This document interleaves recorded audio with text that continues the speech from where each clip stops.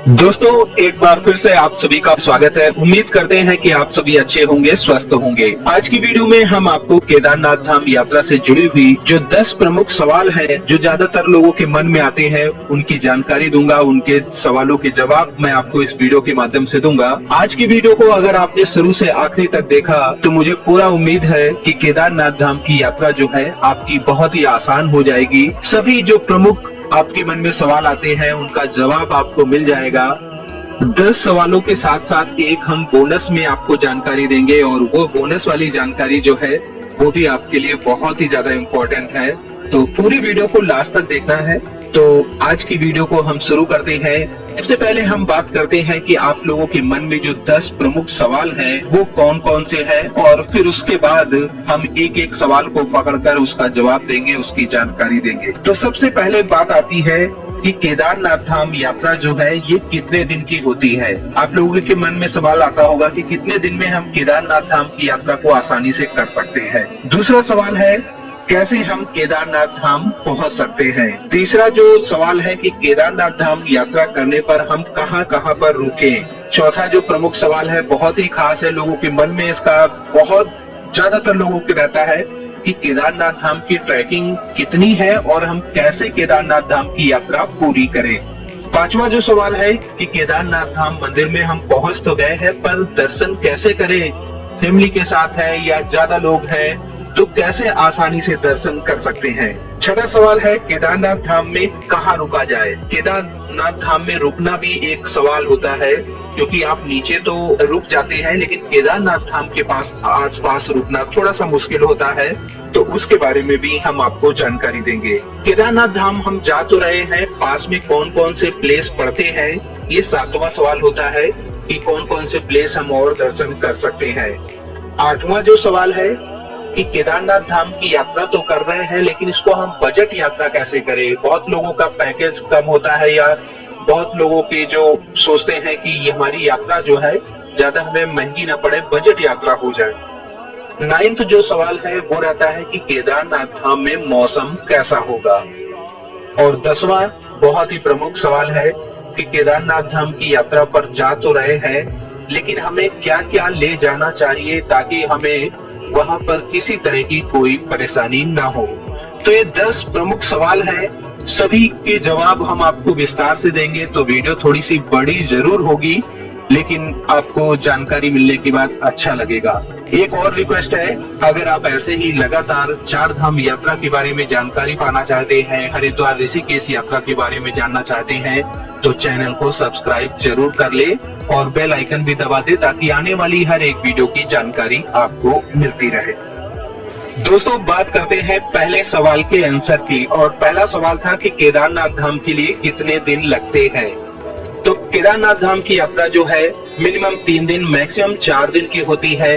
हरिद्वार से यात्रा शुरू होती है और हरिद्वार में ही यात्रा खत्म होती है।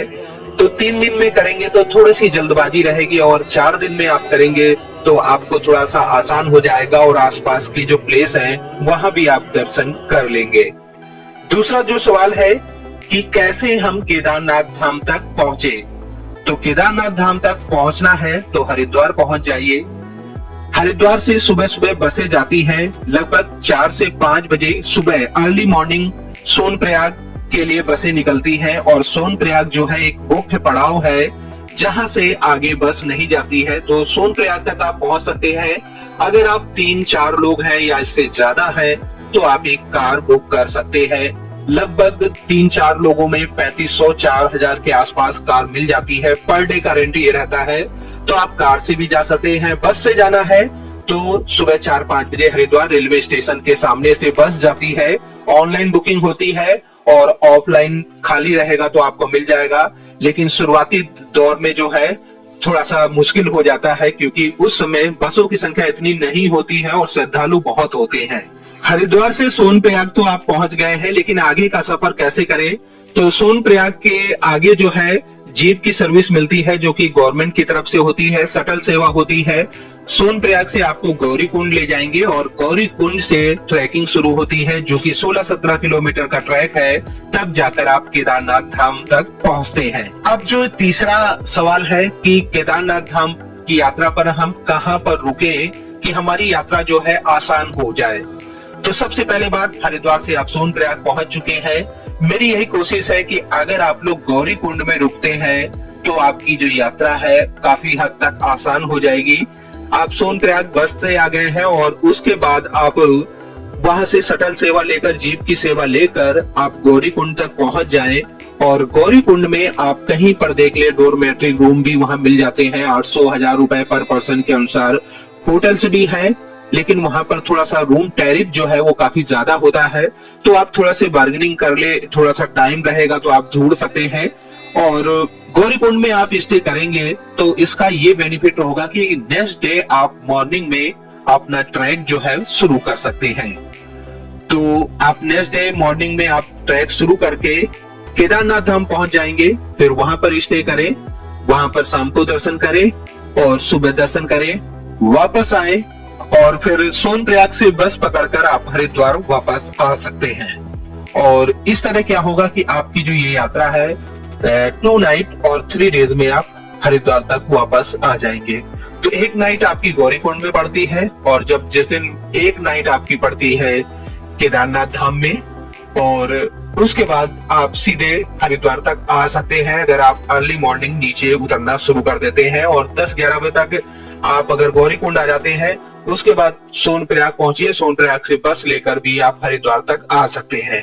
अब एक बात करते हैं, कुछ लोग ऐसे हैं जो पैकेज लेना चाहते हैं, केदारनाथ धाम यात्रा का पैकेज लेना चाहते हैं, तो हम आपको वो नंबर भी प्रोवाइड कर देंगे इस वीडियो में।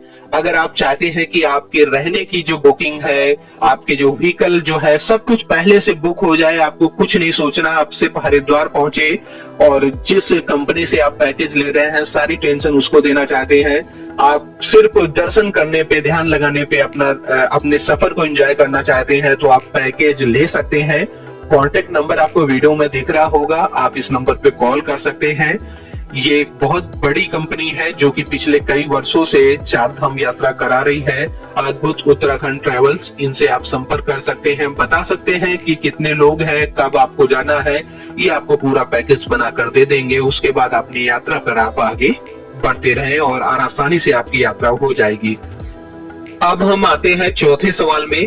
अब हम बात करते हैं कि ट्रैकिंग कैसे करें। 16-17 किलोमीटर का ट्रैक है, काफी मुश्किल है। गौरी कुंड से ट्रैकिंग शुरू होती है।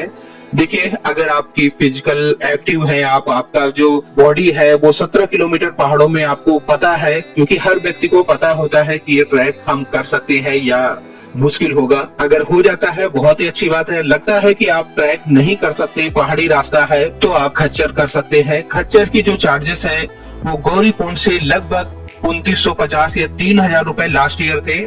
इस साल अगर चार्जेस बढ़े भी होंगे तो आई थिंक 3200 रुपए के आसपास होगा। गौरी कुंड से आपको खच्चर मिल जाएगा जो कि आपको बेस कैंप जो कि केदारनाथ धाम के पास है वहां तक ले जाएगा, और वहां के आगे आपको लगभग 600-800 मीटर पैदल चलना होगा। दूसरा एक रास्ता है कि अगर आप लोग खच्चर नहीं करना चाहते हैं, पालकी करना चाहते हैं, तो पालकी भी कर सकते हैं, लेकिन पालकी की जो चार्जेस हैं काफी ज्यादा होते हैं, 8000 10,000 भी हो सकते हैं। डिपेंड करता है कितने लोग वहां पर जा रहे हैं। और जो मैंने खच्चर का चार्ज बताया है वो भी 1 साइड का चार्ज है, वापस आएंगे तो अलग से चार्ज लगेगा, और ऐसे ही पालकी के चार्जेस हैं। दोस्तों, एक जरूरी बात ये भी है कि अगर आप ट्रैकिंग पैदल करते हैं, ट्रैकिंग करते हुए मंदिर तक जाना चाहते हैं, तो जितना अर्ली मॉर्निंग हो सके उतना अच्छा है। आप 5 बजे 4 बजे भी अगर ट्रैक शुरू करेंगे तो बहुत अच्छा रहेगा। जितनी जल्दी आप लोग केदारनाथ धाम पहुंचेंगे उतना ही अच्छा है, क्योंकि वहां पर सुविधाएं जो है लिमिटेड है। अगर आप पहले वहां पहुंच जाते हैं तो आपको रहने के लिए पक्का अच्छी न अच्छी जगह मिल जाएगी। वहां पर टेंट मिल जाएंगे, अच्छे कैंप मिल जाएंगे, और कई बार टेंट कैंप भर जाते हैं। फिर अगर होटल में जाते हैं तो होटल का चार्जेस काफी ज्यादा है। तो आप जितनी जल्दी ट्रैकिंग शुरू करेंगे उतनी जल्दी वहां पहुंचकर अपने रात की रुकने की व्यवस्था पहले कर लें, और उसके बाद दर्शन के लिए लाइन में लगे दर्शन करें। अगर आप ऐसे ही लगातार वीडियो देखना चाहते हैं तो चैनल को सब्सक्राइब करके बेल आइकन जरूर दबा दें। अब बात करते हैं जो एक बहुत ही प्रमुख सवाल है 5वें नंबर का, दर्शन कैसे करें। देखिए, दर्शन करने का ये है कि अगर आप जिस दिन ट्रैकिंग शुरू करते हैं और जल्दी पहुंच गए तो आप शाम को भी लाइन में लगकर दर्शन कर सकते हैं। अगर देख रहे हैं कि बहुत भीड़ है तो आपको नेक्स्ट डे अर्ली मॉर्निंग 3 बजे 2 बजे अर्ली मॉर्निंग लाइन में लगना होगा और सुबह सुबह जो दर्शन करते हैं वो अच्छे होते हैं। कई बार जो सुबह के दर्शन होते हैं वो हो सकता है आपको मंदिर के अंदर जो गर्भगृह है वहां जाने को मिल जाए। तो ये बात आप ध्यान रखना, अर्ली मॉर्निंग लाइन पे लगेंगे तो ज्यादा अच्छा रहेगा। दर्शन करने का यही एक अच्छा समय है। दोस्तों वीडियो अच्छी लग रही है तो लाइक जरूर करें, क्योंकि हम आपके लिए ऐसे जरूरी कंटेंट लाते रहते हैं ताकि आपकी यात्रा आसान हो जाए, सरल हो जाए। अब जो छठा सवाल है कि केदारनाथ धाम में कहाँ रुके। वैसे तो मैंने आपको पिछले कुछ सवालों में बताया भी है कि अगर आप जल्दी पहुंच जाते हैं फिर तो आपको वहाँ कैंप मिल जाएंगे, टेंट मिल जाएंगे, जो कि लगभग 800 रुपए पर पर्सन, 700 रुपए पर पर्सन में रुकने का हो जाता है। अगर वहां पर जो पक्के मकान हैं, जो कुछ धर्मशाला, आश्रम, होटल है, उनको अगर लेना चाहते हैं तो उसमें क्या है कि पर पर्सन ये मान के चलते हैं कि 1500-1200 रुपए के आसपास आपको लग सकते हैं। उनके चार्जेस काफी ज्यादा रहते हैं। और वहां पर कुछ गवर्नमेंट के भी, GMVN के भी जो होटल्स हैं, तो उनको ऑनलाइन ट्राई कर ले। अगर ऑनलाइन उनकी बुकिंग हो जाती है फिर तो बहुत ही अच्छा है आपके लिए, क्योंकि केदारनाथ धाम में रुकना के लिए अच्छी व्यवस्था होना बहुत जरूरी है, क्योंकि वहां पर नाइट में बहुत ज्यादा ठंड हो जाती है, माइनस में टेम्परेचर हो जाता है। तो इस बात का आपको ध्यान रखें। वहां रहने की व्यवस्था अगर ऑनलाइन GMVN की जो वेबसाइट है वहां पर जाकर केदारनाथ धाम में जो भी 2-3 बिल्डिंग है वहां पर हो जाता है तो आपके लिए सबसे अच्छा रहेगा। अब बात करते हैं सातवां कि केदारनाथ धाम के आसपास कौन कौन से प्लेस हैं जहां आप लोग दर्शन कर सकते हैं। तो जब आप गौरीकुंड पहुंचते हैं तो गौरीकुंड में गौरी माई का मंदिर है, वहां पर आप लोग दर्शन कर सकते हैं। वो माता पार्वती जी की तपस्थली है गौरी माई के नाम पर, तो वहां मंदिर में आप दर्शन कर लें। उसके बाद गर्म जल का वहीं पर कुंड है, वहां भी दर्शन करें, स्नान कर सकते हैं वहां पर। उसके बाद आप अपना ट्रैक में आगे बढ़ सकते हैं। अगर आपके पास समय है तो त्रियोगी नारायण एक बहुत ही फेमस मंदिर है जो कि सोनप्रयाग से लगभग 15 किलोमीटर दूसरी साइड जाता है, एक रास्ता अलग जाता है। वहां पर जा सकते हैं जहां पर कहते हैं कि भगवान भोलेनाथ और माता पार्वती का विवाह हुआ है। वहां जाएंगे तो फिर आपको 4 दिन का पूरा समय चाहिए। 4 दिन में आपके पास कई घंटे एक्स्ट्रा मिल जाते हैं जहां पर आप त्रियोगी नारायण मंदिर में जाकर दर्शन कर सकते हैं। उसके साथ साथ गुप्त काशी रास्ते में पड़ता है। गुप्त काशी में भी काशी विश्वनाथ जी का मंदिर है, तो वहां पर भी आप दर्शन कर सकते हैं। रास्ते में आपको रुद्रप्रयाग संगम स्थल पड़ेगा, तो वहां भी दर्शन कर सकते हैं। तो कुल मिलाकर कह सकते हैं कि 4-5 प्रमुख स्थान है जहां पर आप लोग इस यात्रा के दौरान दर्शन कर सकते हैं। अब हम बात करते हैं कि ये जो यात्रा है ये बजट यात्रा कैसे बने, कैसे हम कम पैसे में केदारनाथ धाम की यात्रा करें।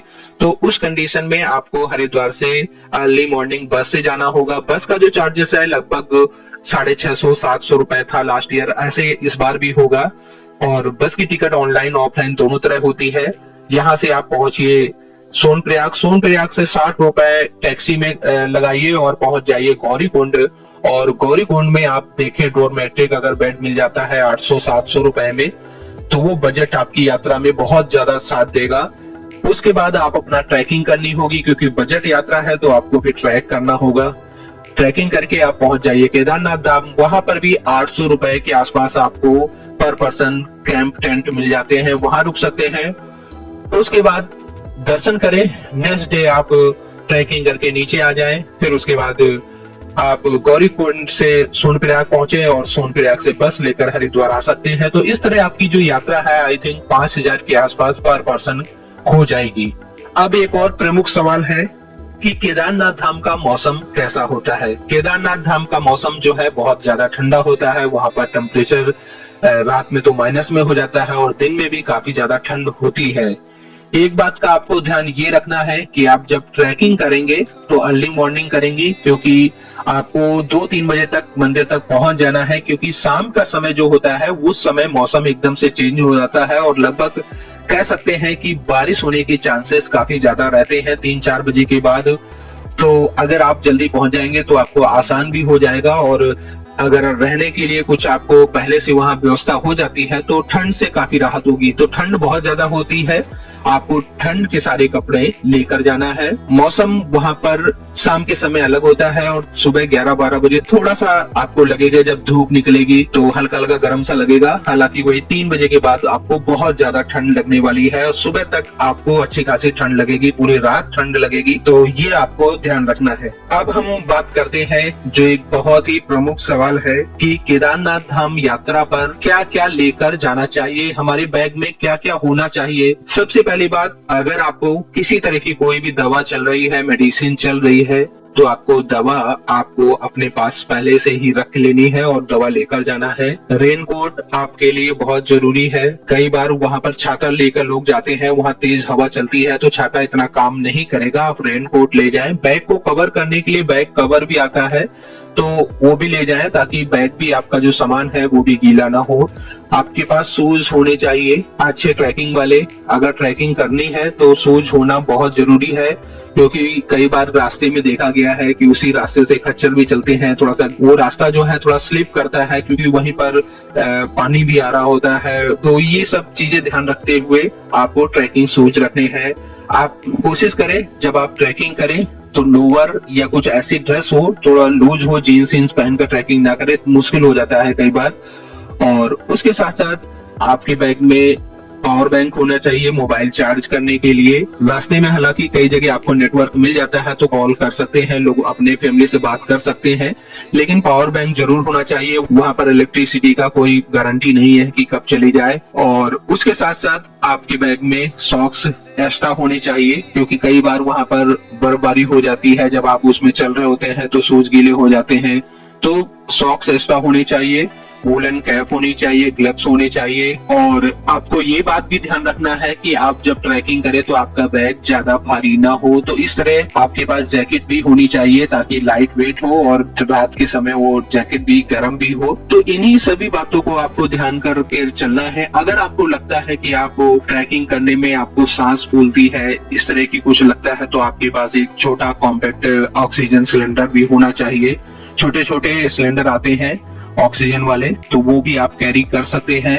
अब हम बात करते हैं बोनस जानकारी की, जिसकी बात हमने वीडियो की शुरुआत में की थी, और वो ये है कि केदारनाथ धाम में नेटवर्क कौन कौन से अच्छे आते हैं। तो मैं आपको बता दूं, केदारनाथ धाम में नेटवर्क जो है वो वोडाफोन भी ठीक है, जियो भी ठीक है, एयरटेल का थोड़ा सा वीक था, अगर इस साल उन्होंने सही कर दिया है तो बहुत ही अच्छा है। तो ये कुछ नेटवर्क है जो काफी अच्छे हैं, जिसपे आप थोड़ी सी वीडियो कॉल भी कर सकते हैं, कॉल करके बात कर सकते हैं। रास्ते में भी कई जगह आपको नेटवर्क मिलेगा, जितने भी मेन जगह आती है, रामबाड़ा हो, भीमबली हो, लिंचोली, छोटी लिंचोली, ये सभी जगह आपको नेटवर्क जो है ठीक ठाक मिल जाते हैं, आपकी बात हो जाएगी। तो ये कुछ मुख्य सवाल है और ज्यादातर लोगों के मन में यही सवाल रहते हैं। अगर 1-2 सवाल रह गए हो या हमने ना सोचा हो तो आप हमें कमेंट करके बता सकते हैं, हम उसके बारे में भी आपको जानकारी दे देंगे।